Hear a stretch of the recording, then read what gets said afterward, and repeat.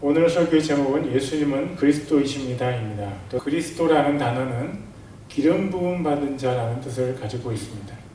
기름을 붓다는 말은 어떤 특별한 사명을 위해서 하나님에 의해 구별되었다라는 뜻입니다. 구약 성경에 보면 왕이나 선지자 또는 제사장을 하나님께서 세우실 때 그들에게 기름을 부으셨습니다. 구약 성경에서 기름 부으심을 받은 세 가지 직분은 모두 예수님을 상징합니다. 예수님은 왕들의 왕이시고 선지자이시고 동시에 대제사장이십니다. 오실 예수님을 상징하여 구약시대의 세 가지 직분자들에게 기름을 부으신 것입니다. 그리고 예수님께서 이 세상에 오셨을 때 하나님께서 예수님께 기름을 부으셨습니다. 사도행전 10장 38절입니다. 하나님께서 나사렛 예수님께 성령님과 권능으로 기름을 부으심에 그분께서 두루 다니시며 선을 행하시고 마귀에게 억눌린 모든 사람을 고치셨으니 이는 하나님께서 그분과 함께 하셨기 때문이라. 구약 성경 시대에는 세 가지 직분자들에게 관유라는 실제 기름이 부어졌습니다. 그러나 세 직분의 완성자이신 예수님께는 실제 기름이 아닌 영적인 기름이 부어졌습니다. 예수님께 부어진 기름은 우리가 일상생활 중에 사용하는 기름이 아닌 하늘로부터 하나님께서 부으신 기름입니다. 이 기름이 예수님께 부어졌기 때문에 우리는 예수님을 그리스도라고 합니다. 예수님은 온 인류 역사의 왕이시고 제사장이시고 선지자이십니다. 그것이 바로 하늘로부터 예수님께 부어진 기름 때문입니다. 하나님의 선하신 목적에 의해 온 세상을 구원하시는 특별한 목적을 위해서 예수님께서 구별되셨습니다. 그것이 바로 십자가에서 죽으시고 부활하심을 통해서 죄에 빠져 영원한 사망에 처한 인류를 구원하시는 목적입니다. 온 세상을 구원하시는 구세주, 즉 그리스도의 직분을 예수님께서 받으셔서 예수님께 하늘로부터 기름이 부어졌습니다. 4개의 복음서 가운데 마가복음은 로마에서 신앙적인 핍박을 당하는 사람들에게 쓰여진 복음서로 알려져 있습니다. 마가복음은 구약 성경의 예언을 근거로 제시하지 않았습니다. 또 마가복음은 헬라식, 즉 그리스식 표현을 로마식 표현으로 바꾸어서 사용한 단어들도 나타납니다. 이외에 몇 가지 근거들을 보면 이 서신서가 로마에서 핍박을 당하는 사람들을 위해서 쓰여졌다는 것을 짐작하게 합니다. 마가를 사용하셔서 성경을 쓰게 하신 성령님께서는 핍박 가운데 있는 로마 신자들에게 예수님께서 그리스도이심을 강조하여 드러내셨습니다. 오늘 마가복음 9장 2절에서 10절까지의 기록된 사건을 가리켜 일반적으로 변화산 사건이라고 합니다. 예수님께서 어떤 높은 산에 올라가셔서 변화되셨기 때문에 그 산의 이름을 변화산이라는 별칭으로 부르는 것입니다. 이 변화산 사건은 마태, 마가, 누가복음에 기록되었습니다. 그런데 마태복음이나 누가복음의 변화산 사건의 기록에는 마가가 기록한 것보다 더 자세한 다른 설명들이 있습니다. 이를테면 마가복음에는 예수님의 옷이 희게 변했다고 했는데 마태복음에는 예수님의 얼굴이 해같이 빛났다고 되어 있습니다. 그리고 누가복음에 보면 예수님의 얼굴과 옷이 희게 된 때는 예수님께서 기도하셨을 때라고 쓰고 있습니다. 왜 그런 것일까요? 이 사실은 마가복음에 기록되지 않았거든요. 왜 마가는 누가와 같이 그 사실을 우리에게 자세히 설명하지 않고 있는 것일까요? 제가 마가복음 9장을 반복해서 읽으면서 드는 생각은 이것입니다. 그것은 바로 마가가 예수님께서 그리스도이시라는 것을 드러내기 위해서 의도적으로 세부적인 설명을 생략했다는 것입니다. 예수님의 옷이 희게 변했다는 것, 그것만을 기록한 마가는 예수님의 얼굴의 변화와 또 예수님의 기도로 우리의 집중이 분산되기를 원하지 않은 것 같습니다. 마가는 의도적으로 다른 설명을 생략했다는 저희 주장을 증명하려면 더 많은 시간을 할애해야만 합니다. 그러나 저는 그 설명을 자세히 하지 않겠습니다. 여러분도 마가복음 9장을 반복해서 읽어보면서 마태복음이나 누가복음 기록과 비교해보면서 제 주장이 맞는지 살펴보기를 권면합니다. 어쨌든 저는 마가가 예수님의 그리스도 되심을 나타내기 위해서 의도적으로 자세한 설명을 생략했다고 생각합니다. 그리고 저는 마가가 집중해서 드러내려고 했던 예수님의 그리스도이심을 마가의 관점에서 여러분들과 살펴보려고 합니다. 우리는 마가복음 9장 2절에서 10절까지 기록을 통해서 예수님께서 그리스도이시라는 사실에 마가가 세 가지 근거를 제시한다는 것을 알 수 있습니다. 예수님께서 그리스도이시라는 첫 번째 근거는 예수님께서 빛으로 변화되셨다는 것입니다. 마가복음 10장 2절과 3절입니다. 엿새 뒤에 예수님께서 베드로와 야고보와 요한을 데리고 따로 높은 산에 올라가사 그들 앞에서 모습이 변하시매 그분의 옷이 빛나며 땅 위에 어떤 세탁공도 희게 할 수 없을 만큼 눈처럼 매우 희게 되었더라. 예수님의 옷이 빛났는데 그 빛이 예사롭지 않았습니다. 그 자리에 있던 세 명의 제자들, 즉 베드로와 야고보와 요한은 그렇게 빛나는 옷을 본 적이 없습니다. 왜냐하면 그 옷이 이 세상에 어떤 세탁소도 만들어낼 수 없을 정도의 흰 옷으로 변했기 때문입니다. 아닙니다. 그저 흰 옷으로 변한 것이 아니고 그 옷에서 빛이 났습니다. 마치 그 옷의 섬유 한 올 한 올이 크리스마스 트리에 장식된 줄로 된 전구들처럼 빛을 발하고 있었습니다. 마가는 우리에게 이야기해 주지 않았지만 그 빛이 예수님의 얼굴에서도 있었다고 마태는 알려줍니다. 마태복음 17장 2절입니다. 그들 앞에서 모습이 변하심에 그분의 얼굴이 해같이 빛나고 그분의 옷이 빛같이 희게 되었더라. 예수님의 옷이 빛처럼 희어진 것은 그 옷을 입으신 분 예수님께서 해같이 빛나셨기 때문이었습니다. 예수님께서 제자들과 함께 그 산에 올라가실 때는 저녁이 아니었습니다.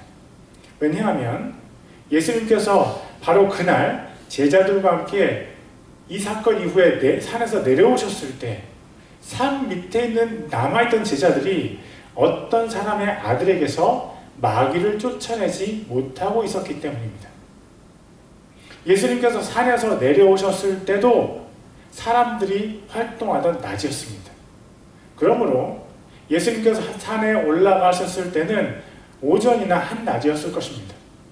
해가 밝게 떠 있던 바로 그때 예수님의 얼굴의 빛이 해같이 빛났습니다.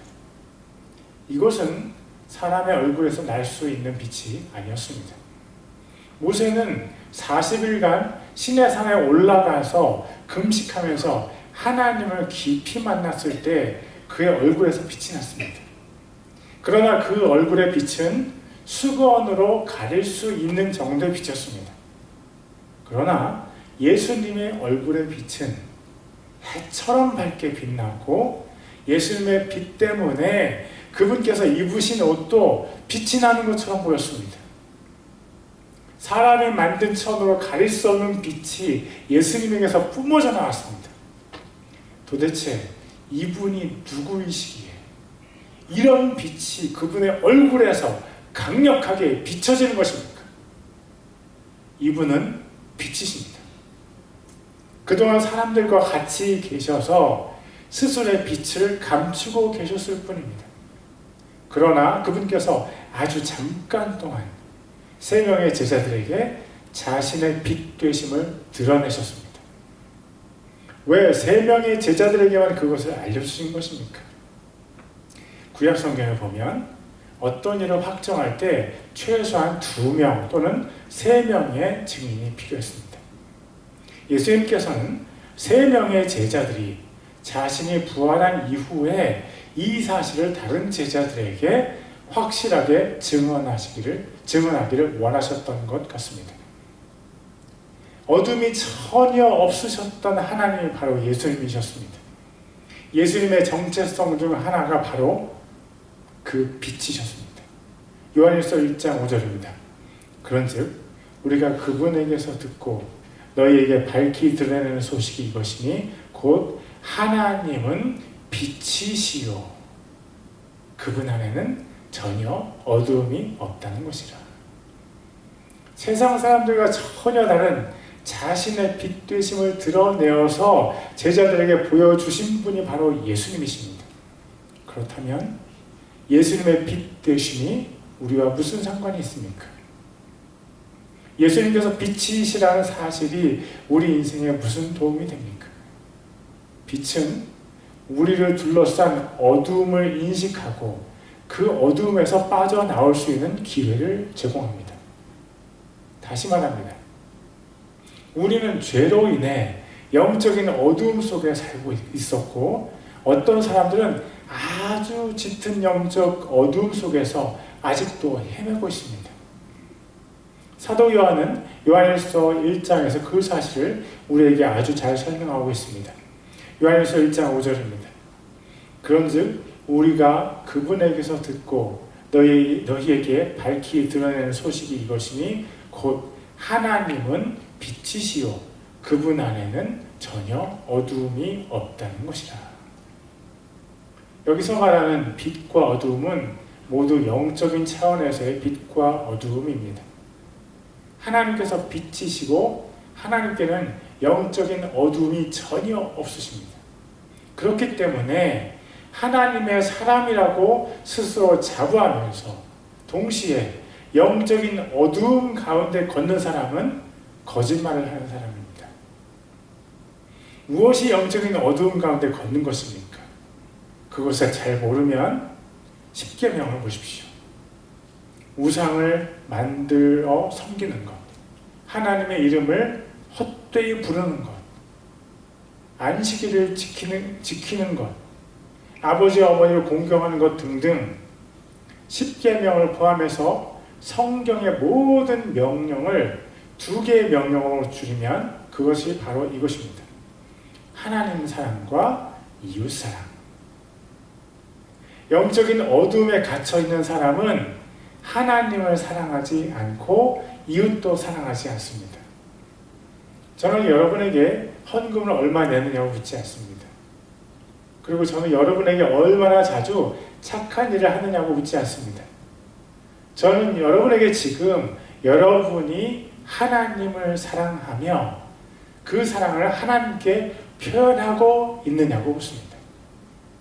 저는 여러분에게 지금 여러분이 여러분 옆에 있는 이웃을 사랑하는지 묻습니다. 그것은 제가 제 이웃을 사랑하고 있기 때문에 묻는 것이 아닙니다.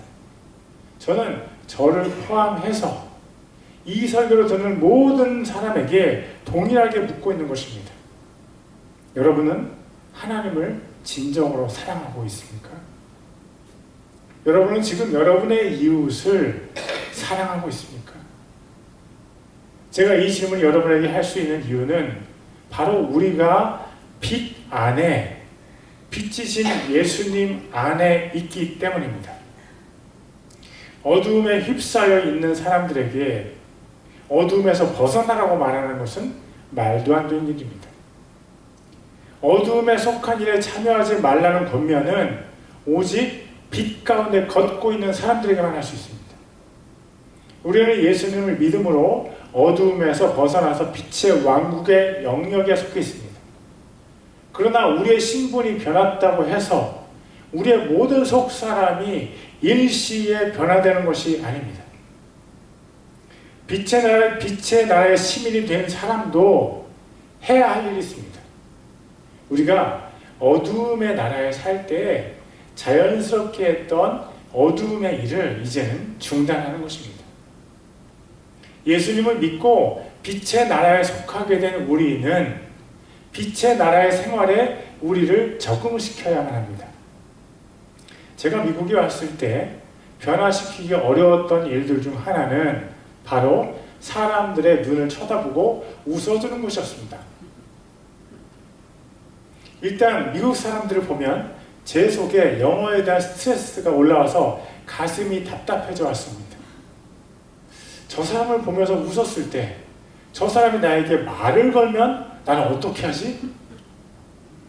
이제 처음보다는 영어가 많이 자연스러워졌지만 아직도 미국 사람보다 영어를 못한다는 자격지심이 제 안에 있습니다. 그리고 이전보다는 더 적어졌지만 아직도 제 마음을 약간 답답하게 하는 스트레스가 미국 사람들 앞에서 느껴집니다. 우리가 빛의 나라의 시민이 되었다고 해서 일순간 우리의 마음과 행동이 변화되는 것이 아닙니다. 우리는 빛의 나라에 천천히 적응해가면서 조금씩 더 빛의 나라의 진정한 시민이 되어갑니다. 빛은 하나님에게서 나오고 하나님은 빛의 근원이십니다. 하나님께 가까이 갈수록 우리는 하나님께 빛을 받아서 더 밝게 빛나게 됩니다. 하나님은 빛이십니다. 그 하나님의 날개 아래 하나님의 가슴에 기대서 사는 사람은 점점 빛이 납니다. 사랑하는 성도 여러분, 빛이신 하나님께 가까이 나아가십시오. 빛은 우리 자신에게서 절대 생겨나지 않습니다. 빛은 오직 하나님께서 우리에게 주시는 것입니다. 빛을 받아서 빛의 자녀로 살아갑시다. 예수님께서 그리스도시라는 두 번째 근거는 예수님께서 모세와 엘리야와 함께 대화하셨다는 것입니다. 마가복음 9장 4절입니다. 거기에 엘리야가 모세와 함께 그들에게 나타나고 그들이 예수님과 이야기하거늘. 모세는 구약성서의 율법을 이스라엘 백성들에게 전해준 사람입니다. 창세기, 출애굽기, 레위기, 민수기, 신명기가 모세를 통해서 기록되었습니다. 모세의 손을 통해서 기록되어서 우리들에게까지 전해진 율법은 어떤 사람들의 주장과 같이 더 이상 우리에게 효력이 없는 것이 아닙니다. 모세의 율법 위에 다른 모든 성경이 기둥을 받고 서 있습니다. 모세의 율법은 모든 성경의 기초입니다. 하나님의 창조, 죽음의 바다를 가르신 하나님의 구원, 예수님의 희생을 상징하는 제사법들, 하나님께서 주실 약속의 땅, 이 모든 주제들 위에 신약 성경도 서 있습니다. 모세의 율법은 창조로부터 구원과 약속의 땅에 대한 약속의 근거를 제공합니다. 예수님께서 모세를 만나셨다는 것은 예수님께서 율법의 완성자 그리스도시라는 것을 우리에게 시사해 줍니다. 하나님께서 모세에게 주신 한 가지 말씀이 있었습니다. 신명기 18장 15절입니다. 주 내 하나님께서, 이것은 모세가 이스라엘 백성들에게 하는 말입니다. This is the words from Moses to Israelites. 주 내 하나님께서 내 한가운데서 곧 내 형제들 중에서 나와 같은 대언자 하나를 너를 위해서 일으키리니 너희는 그의 말에 귀를 기울일지니라. 그리스도는 하나님께서 이스라엘 백성들 중에서 일으키실 한 사람입니다. 그리스도 예수님께서 모세와 같이 온 인류가 구원의 고든 길로 갈 수 있도록 우리의 구원이 되셨습니다. 그리스도 예수님께서 하나님의 산에서 하나님을 만난 모세처럼 하나님께 자신을 드렸습니다. 그리스도 예수님은 하나님을 위한 희생 제물로 우리를 대신해서 십자가에서 죽으셨습니다. 그리스도의 십자가가 곧 율법의 완성입니다. 그리스도의 십자가가 하나님의 사랑의 최고봉이고 그리스도의 십자가가 이웃사랑의 가장 귀한 헌신입니다. 십자가 위에서 죽으신 예수님께서 율법을 완성하셨습니다. 그것이 바로 예수님께서 모세를 만나신 의미입니다. 그리고 우리는 예수님을 찾아온 또 한 손님을 알고 있습니다. 그 사람은 바로 엘리야입니다. 여러분에게 엘리야는 어떤 의미가 있습니까? 혹시 엘리야는 바알과 아세라 제사장들 850명을 죽인 선지자일 뿐입니까? 아니면 그가 이세벨을 피해서 도망갈 때 까마귀가 날라다 준 빵과 고기를 먹은 것만 기억하십니까? 엘리야를 통해서 우리는 어떤 의미를 알 수 있습니까? 엘리야는 왜 예수님을 찾아온 것입니까? 엘리야는 선지자의 대표로 예수님을 찾아왔습니다. 모세는 율법을 의미합니다. 모세라는 개인이 예수님을 만난 것이 아닙니다. 하나님께서 모세를 예수님께 보내신 것은 모세를 통해서 율법의 완성자이신 예수님을 드러내시려는 것이었습니다. 그리고 하나님께서 엘리야를 예수님께 보내신 이유는 모든 선지서의 완성자이신 예수님을 드러내시려는 것이었습니다. 마태복음 5장 17절입니다. 예수님께서 말씀하십니다. Jesus said, 내가 율법이나 대언자들의 글을 폐하러 온 줄로 생각하지 말라. 나는 폐하러 오지 아니하고 성취하러 왔노라. 왜 엘리야가 모든 선지자의 대표가 될 수 있습니까? 엘리야는 구약의 여러 선지자들 가운데 굉장히 독보적인 위치를 점하고 있습니다. 엘리야가 선지자의 대표가 될 수 있는 이유는 바로 그가 다시 올 것이 성경에 예언됐기 때문입니다. 구약 성경의 가장 마지막 책인 말라기에 가장 마지막 구절에 그 예언이 기록되어 있습니다. 말라기 4장 5절과 6절입니다. 보라, 크고 두려운 주의 날이 이르기 전에 내가 대언자 엘리야를 너희에게 보내리니 그가 아버지들의 마음을 자녀들에게로 돌아오게 하며 자녀들의 마음을 그들의 아버지들에게로 돌아오게 하여 내가 와서 저주로 그 땅을 치지 아니하게 하리라. 하나님께서 보내신 엘리야는 바로 침례 요한임을 우리는 알고 있습니다. 그것은 예수님의 증언을 통해서 우리에게 전달되었습니다. 마태복음 11장 13절과 14절입니다. 모든 대언자와 율법은 요한까지 대언하였나니 만일 너희가 그것을 받아들이려 할진대 와야 할 엘리야가 곧 이 사람이니라. 엘리야는 하나님의 예언대로 다시 이 땅에 왔고 그리스도 예수님을 위해서 목 베이는 순교를 당했습니다. 죽지 않고 하늘에 올라왔던 그가 그리스도 예수님을 위한 순교의 사명을 감당한 것입니다. 바로 그 엘리야가 예수님을 찾아왔습니다. 그는 구약 성경에 예표된 그리스도에 대한 모든 예언을 순교로 증거한 대표적인 선지자였습니다. 그가 예수님을 찾아오는 것은 바로 예수님께서 구약 성경의 모든 예언서를 완성하심을 증거하기 위한 것이었습니다. 구약에 예언된 모든 그리스도에 대한 예언들을 이분 예수님께서 성취하신다. 너희는 그것을 똑똑히 보고 깨달아라. 이분 예수님을 주목하라. 모세와 엘리야가 예수님을 찾아왔습니다. 그것은 바로 예수님께서 율법과 선지자들이 예언한 그리스도이시라는 것에 대한 선포였습니다. 마가는 온 힘을 다해서 예수님께서 그리스도이시라는 것을 정밀하게 묘사하고 있습니다. 그분 예수님께서 율법과 선지자들이 증거하신 바로 그 그리스도이시라는 사실이 우리와 무슨 상관이 있습니까? 예수님께서 구약 성경에 증거한 그리스도라는 사실은 우리의 구원의 소망을 열어줍니다. 우리를 죄에서 해방시키시기 위해서 그리스도이신 예수님께서 우리를 찾아오셨습니다.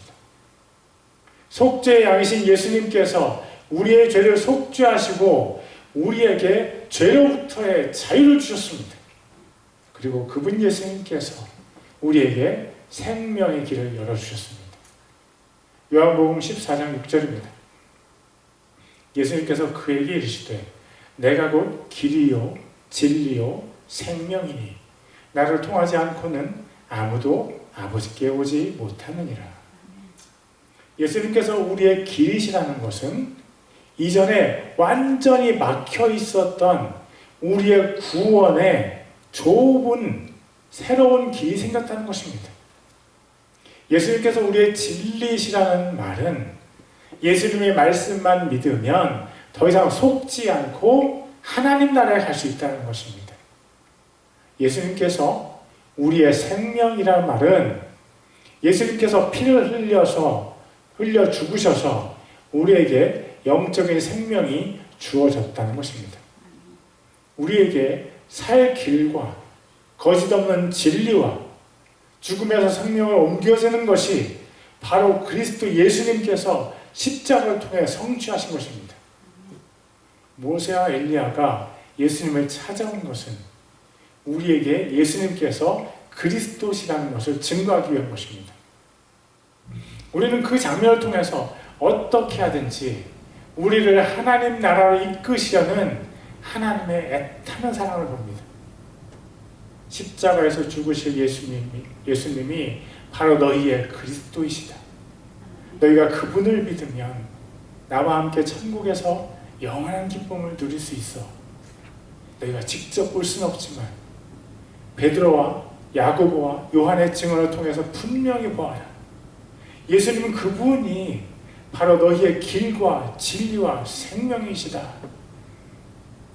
그것을 우리에게 말씀하시려고 하나님께서 모세와 엘리야를 예수님께 보내셨습니다. 그리고 그 사실을 깨달으면 우리는 하나님께서 예비하신 영원한 천국을 상속받을 수 있습니다. 예수님께서 그리스도시라는 세 번째 근거는 하나님께서 직접 예수님을 우리에게 소개하셨다는 것입니다. 마가복음 9장 7절입니다. 거기서 구름이 그들을 덮으며 그 구름 속에서 한 음성이 나서 이르시되 이 사람은 내 사랑하는 아들이니 그의 말을 들으라 하시므로. 누가 그리스도의 자격이 있습니까? 누가 하나님의 마음을 가장 잘 이해하고 그분을 위해서 잃어버린 양떼를 찾아올 수 있습니까? 누가 잃어버린 양들을 찾아서 애타는 아버지의 마음을 시원하게 할 수 있습니까? 하나님의 사랑하는 친외동아들이 아니겠습니까? 하나님께서 예수님의 세 제자들에게 말씀하십니다. 그렇지만 그 말씀은 이후에 그들의 증거를 통해서 성경을 통해 그 말씀을 들은 우리들에게도 하신 것입니다. 마가복음 9장 7절입니다. 거기서 구름이 그들을 덮으며 그 구름 속에서 한 음성이 나서 이르시되 이 사람은 내 사랑하는 아들이니 그의 말을 들으라 하시므로. 어떤 사람이 어떤 나라를 대표해서 다른 나라에 사절로 보내질 때 그 나라에서 이 사람을 어떻게 신뢰할 수 있습니까? 만약 그 사람이 자기 나라의 대통령의 친서를 가지고 있다면, 그리고 그 친서 안에 그 사람에 대한 대통령의 친필 소개가 있다면 다른 나라에서도 그 사람을 신뢰할 수 있을 것입니다. 하늘나라에서 이 땅에 그리스도를 보내실 때 무엇이 그리스도를 가장 신뢰할 수 있는 대상으로 만들 수 있을까요? 그것은 바로 하나님 자신의 증언입니다.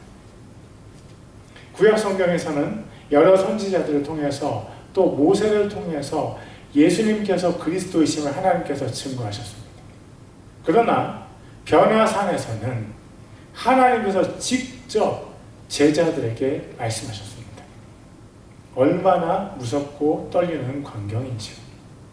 하나님의 목소리를 들은 이스라엘과 백성들은 모세에게 이렇게 얘기했습니다. 출애굽기 20장 18절과 19절입니다. 온 백성이 천둥과 번개와 나팔소리와 연기나는 산을 보므로 그들이 그것을 볼 때 이동하여 멀리 서서 모세에게 이르되 당신이 우리에게 말씀하소서 우리가 들으리이다. 부디 하나님께서 우리에게 말씀하지 말게 하소서. 우리가 죽을까 염려하나이다 하며 죽을 것처럼 두려웠습니다.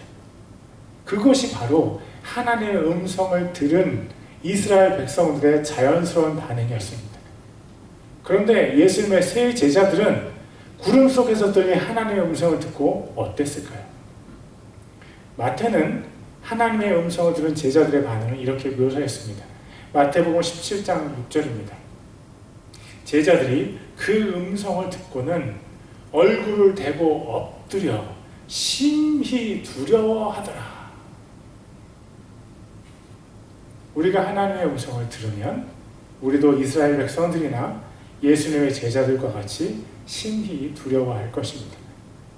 우리의 전 존재를, 우리의 속 사람으로부터 우리의 몸 전체가 부들부들부들 떨면서 우리는 하나님의 음성을 들을 것입니다. 우리는 차라리 하나님의 음성을 직접 듣지 않기를 소망할 것입니다. 이스라엘 백성들이 모세에게 부탁했던 것처럼 말입니다.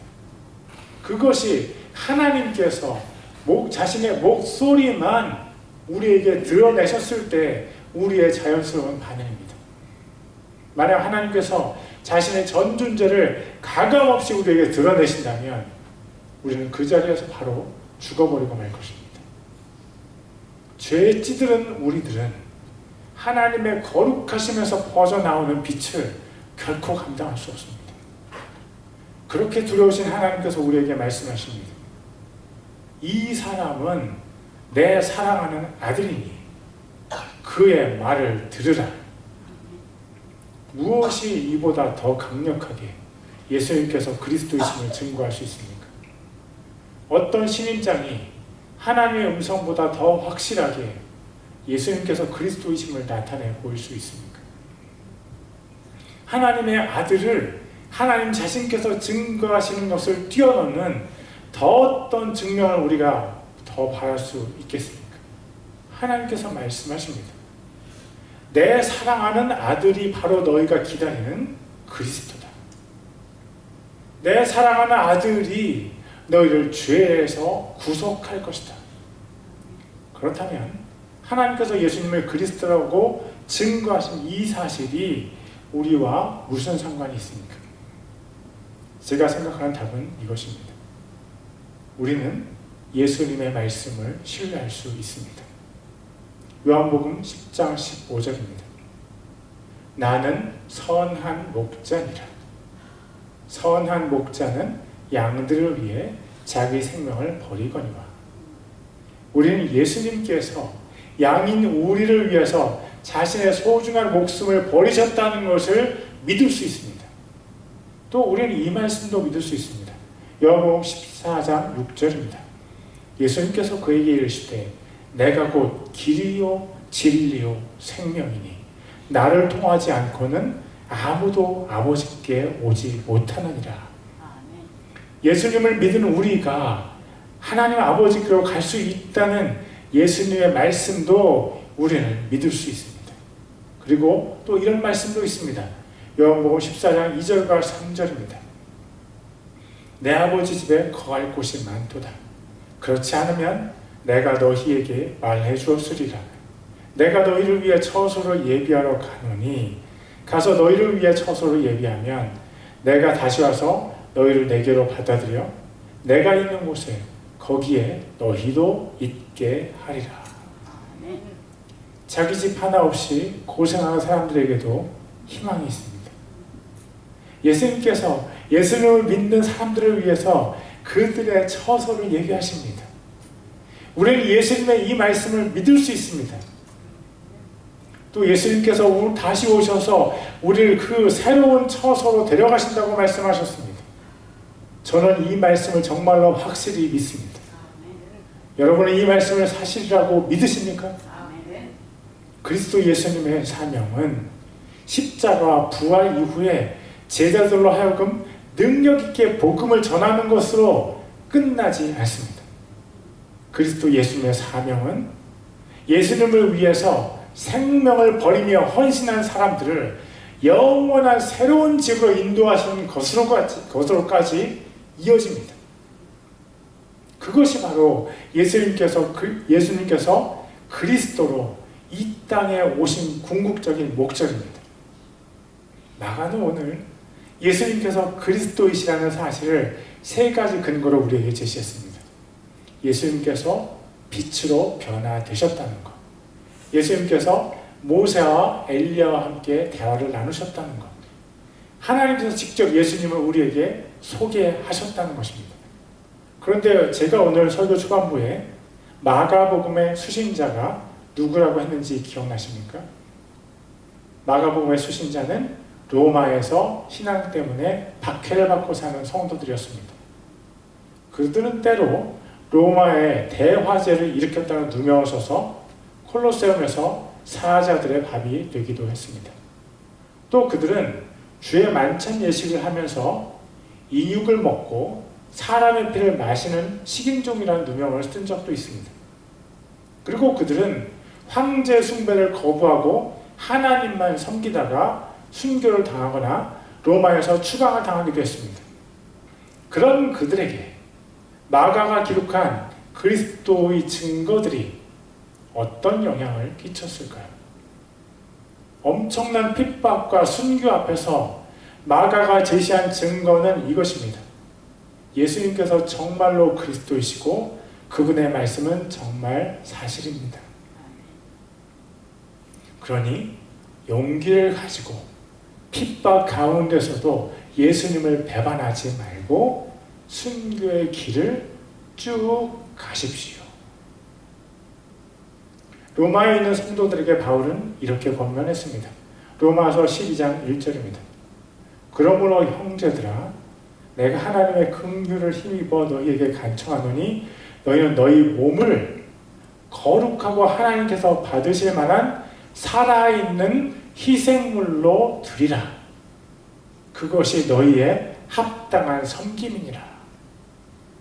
살아있는 희생물이라는 말은 순교의 각오로 매일을 하나님 앞에서 살라는 말입니다. 그리스도 예수님께서 다시 오셔서 우리를 데려가실 것이 확실하니 이 세상에 너희의 소망은 두지 마라.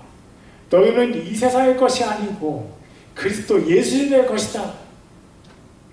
이 세상도 너희 목숨도 절대 아끼지 마라. 그것이 다시 오실 그리스도 예수님을 기다리는 너희의 삶의 모습이다. 바울이나 마가를 통해서 성령님께서 주시는 메시지는 동일했습니다. 그리고 그 메시지는 현대 미국에 살고 있는 우리에게도 동일하게 주어지고 있습니다. 우리가 극심한 핍박 가운데 살지 않지만 매일 거룩하지 못한 삶의 유혹 속에 살고 있습니다. 비록 우리가 순교할 기회는 없지만 우리의 매일의 삶을 하나님께 살아있는 희생물로 드릴 수 있습니다. 그 옛날 로마에서나 우리가 사는 미국 에빌린에서나 하나님은 동일한 희생물을 받기 원하시기 때문입니다.